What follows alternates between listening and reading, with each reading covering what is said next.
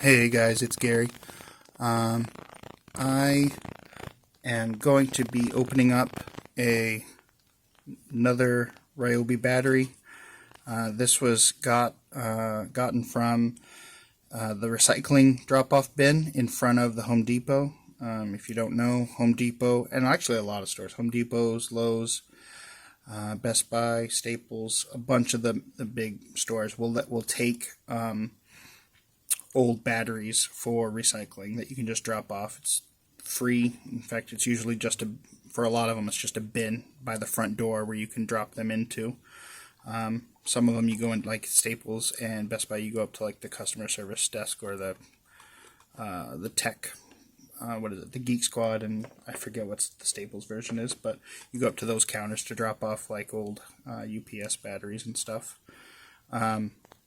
But the ones that just have the bin out front, usually they don't give you a hard time if you just go looking and pull something out of there to see if you can fix it yourself.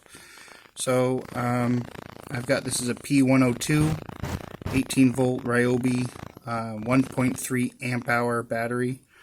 So this is just about the smallest one. It's an older style. Doesn't have like the charge indicator lights or anything on it, so I'm not sure when this is from. I think this serial number on here starts, I think this is a date in the beginning, but I can't remember where I read that, so I could be wrong. So this might be from 2019. And this is, what is this, July 2024 now, so 4 or 5 years. And you can see the warranty plug is still intact over here, so no one's been in this before apparently. So we are going to be popping this open, seeing if we can diagnose what's wrong, and later we'll see if we can put this back into working order or not. Especially with these small packs that I've seen so far, although my experience is still kind of limited working with these. Obviously I've done stuff with electronics in general for a long while, but I've only recently kind of gotten into enjoying doing stuff with these tool batteries, and I just enjoy working on stuff and being able to save these out of a recycling bin and potentially fix them, get them back into working service, is just a free way to do what I find to be a very relaxing hobby.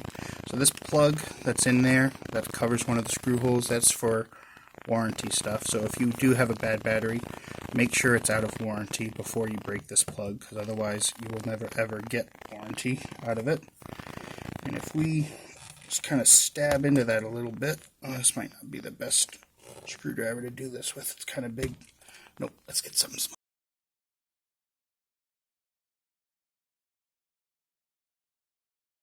Oh, I bet that'll work.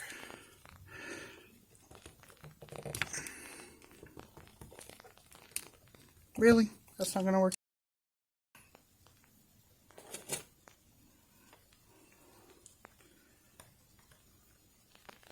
This one won't be strong enough, but we'll see. Oh, yeah, that's strong enough. So it's just a little piece of plastic that covers that, and it's pretty difficult to get out of there without mangling it. So they'll know you've been in there, and that will discontinue your warranty.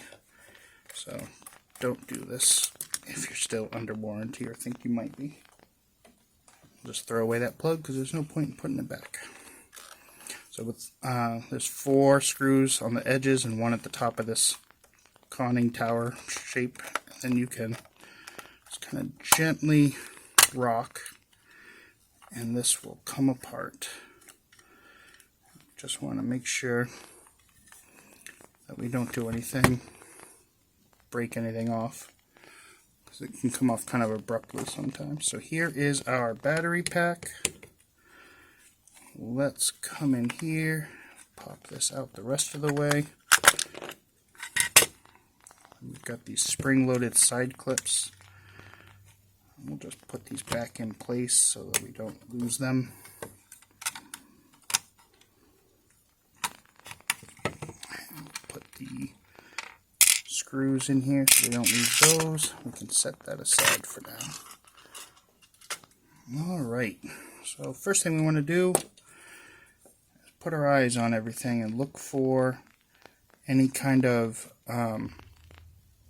signs of corrosion that would look like either water had been in here or something along those lines. Usually it would look like a brown stain, or like a brown, like a water line. If you've seen something that, you know, has had water in it before, it leaves like that kind of telltale mark. But this doesn't look like that. This looks totally clean. The other thing I'm looking for right away is this big, well, it's not big, but bigger than the other stuff on the circuit board. This cylinder looking shape, this is a capacitor, an electrolytic capacitor. And if these go bad, which they do eventually over time, depending on how hard they're being used, then this, I don't know if that shows up on camera very well, the top of this has like an X pattern that's sort of embossed into it, and that's there as a pressure relief. So if this thing starts to go bad, it'll generate a lot of heat, and inside of it is an electrolyte, like a liquid, just like if you've ever seen a alkaline battery go bad. It's very similar. And so that'll build up pressure. So these etches on the top give that pressure somewhere to expand to without it, you know, being catastrophic. So if you ever see like a domed or curved top on there, that's how you know those capacitors have definitely gone bad. The other way is if it's gone very bad, is you'll see the electrolyte will have leaked out and gotten all over stuff. And again, it'll look pretty similar to what like an old alkaline battery leaking. If you've ever seen like an old remote control where the battery leaked, it'll look kind of similar to that. So this visually looks pretty good. So next thing we're going to do is check voltages on everything. So we will get that in camera. So the way these are wired, it's a 5S battery pack. So these batteries, this is the, I believe this side is the overall negative for the entire pack. So this is the negative for this backmost cell. And then this comes around, cuts over to that cell, and they're all just like basically end to end, but folded up. So then this is the positive overall for everything. So we are going to check these voltages and see what the individual cells are at. We get 0.55 volts, 0.54 volts, 0.77 volts,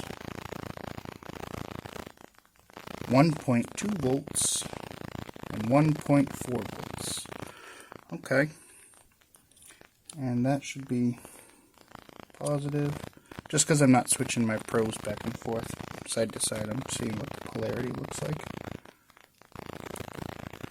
Yeah, those are all the correct polarity. So nothing, sometimes when a battery goes bad, it can get sort of reverse charged by the other ones around it. So this one's actually might just be over-discharged and might be totally fine to salvage. So I'm going to turn on my power supply here, reach over. And we are going to put a little juice into this.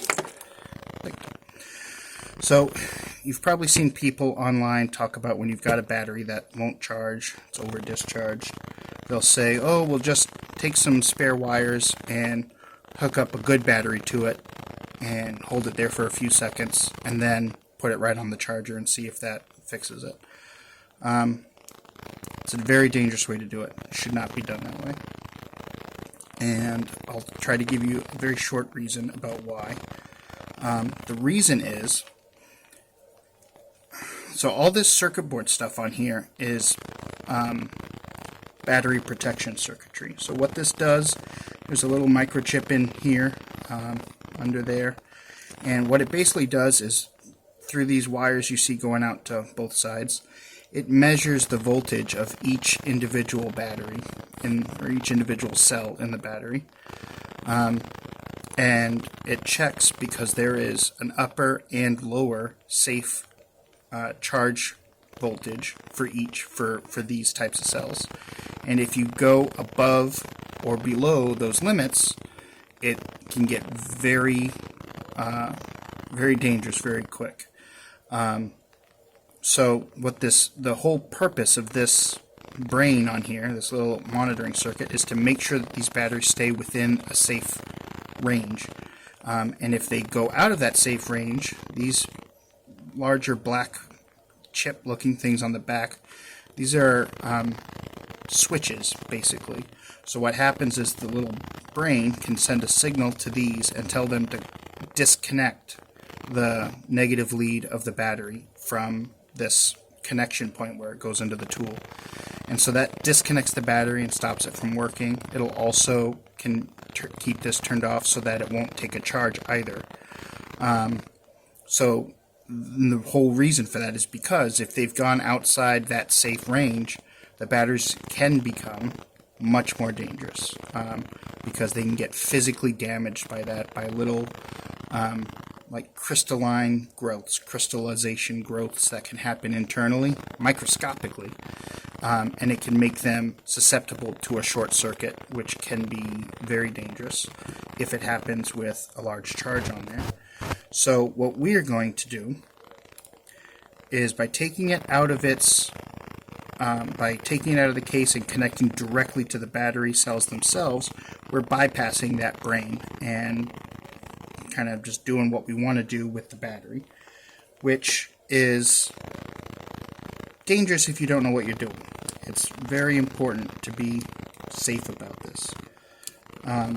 And if you just do that jump start method that you see people sometimes recommend on the internet, you may be trying to shove a bunch of power into a bad battery pack that is making a very dangerous situation when you do that, because all that extra energy that gets turned into heat is going to, whatever cell in here is bad, is going to potentially cause the other cells to burst into flames. You've seen, several years ago there were exploding Samsung cell phones. You've probably seen videos on YouTube of people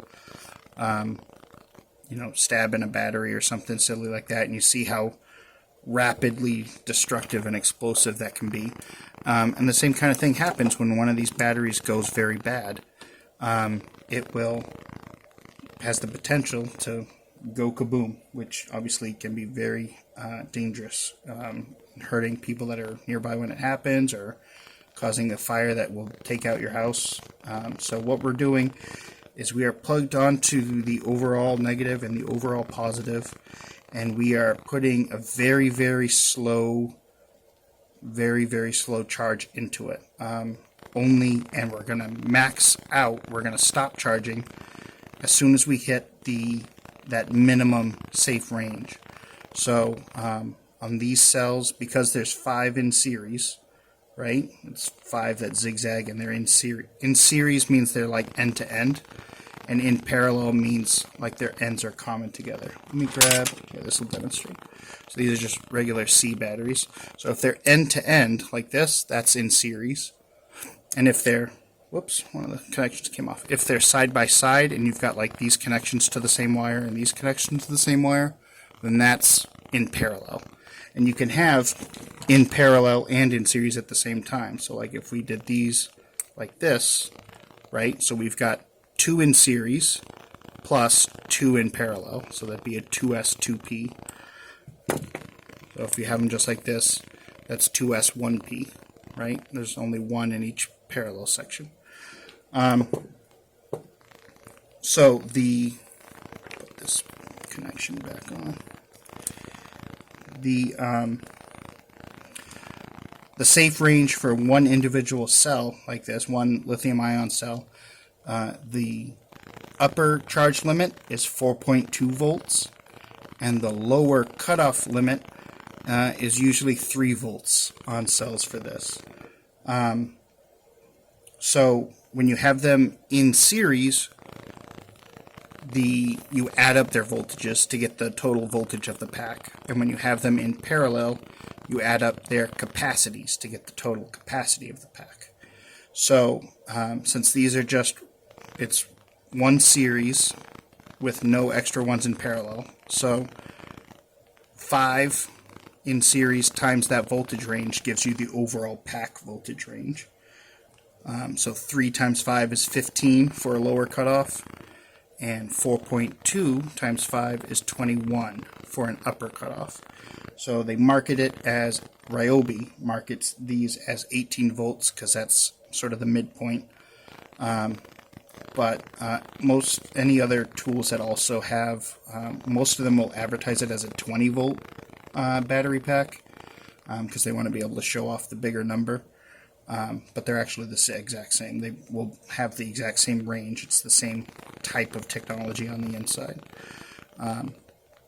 So we are going to let this just charge very, very slowly and gently up to that minimum cutoff voltage, and then we will come back. Alright, we are coming back to this. Luckily, because it's a relatively small overall capacity battery anyway, this didn't take all that long to charge up. If you're curious, my bench power supply is set to 15.5 volts, which should put us at 3.1 volts per battery, or per cell, if the whole battery is in otherwise good condition. And the charge rate I had was 500 milliamps for a maximum. So that only took, I don't know, maybe 15 minutes for this thing to get up to that 15.5 volt threshold. And now the current still going into it is under 30 milliamps. And that's really a key thing when you're trying to recover an over-discharged LiPo or lithium ion or anything in the same family of chemistry. You want to go very slow and gentle. So before we move forward, what we're going to do is disconnect, turn off the power supply. We're going to disconnect this. And the first thing we want to do, we've been here watching it that whole time. You don't want to leave that unattended. It's a little boring, but you got to watch it, because if one of those cells did happen to have a catastrophic failure, we don't want to not be here when it happens and have, start a fire or something terrible. So now we're going to check each cell's value. Is that on camera? I'm off camera, aren't I? We're going to check each cell's value. 2.98, 3.01, 3.1, 3.15, 3.17. So what I will do now is I'm going to leave this pack. I'm going to put it back in its case just so that nothing accidentally touches anything. I'm going to write down what the voltage of each cell is, because a little bit of that voltage to kind of sag and settle down to a slightly lower level after charging is stopped is normal. And so I'm going to let this sit. You want to let it sit for a few hours or even overnight in a place that is safe for it to be. Again, just in case anything catastrophic happens, you don't want to have regrets on that. And when I come back to it, in a few hours or tomorrow, I will check the voltage of each cell, and we want to make sure that they're all staying where the voltage is after the charge. Again, it'll sag by 0.1 to maybe 0.2 volts after charging has stopped. So if this was charged to 3.17 on this cell, it might drop to 3.07 or 2.97 possibly. But about 0.1 to 0.15 is pretty normal, or pretty average per cell. And so we want to see that they all settle at about what we would expect them to do.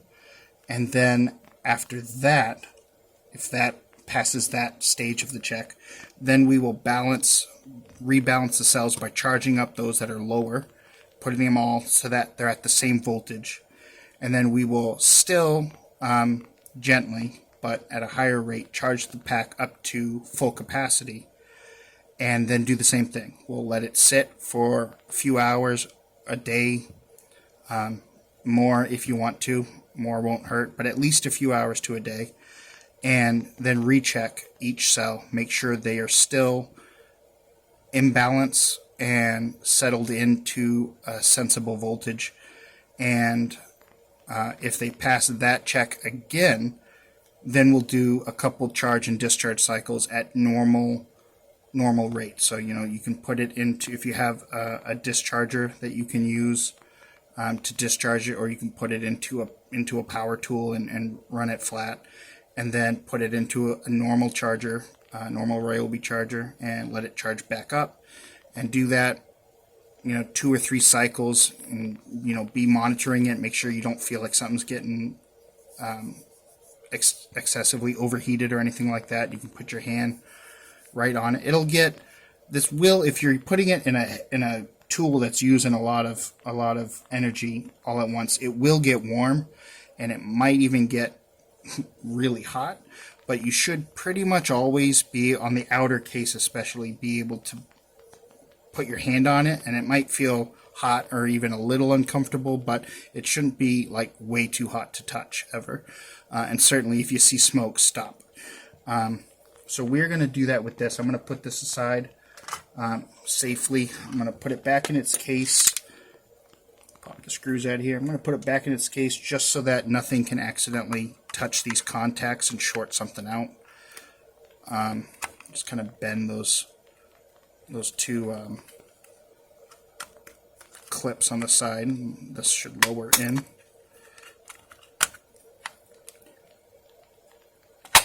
There we are.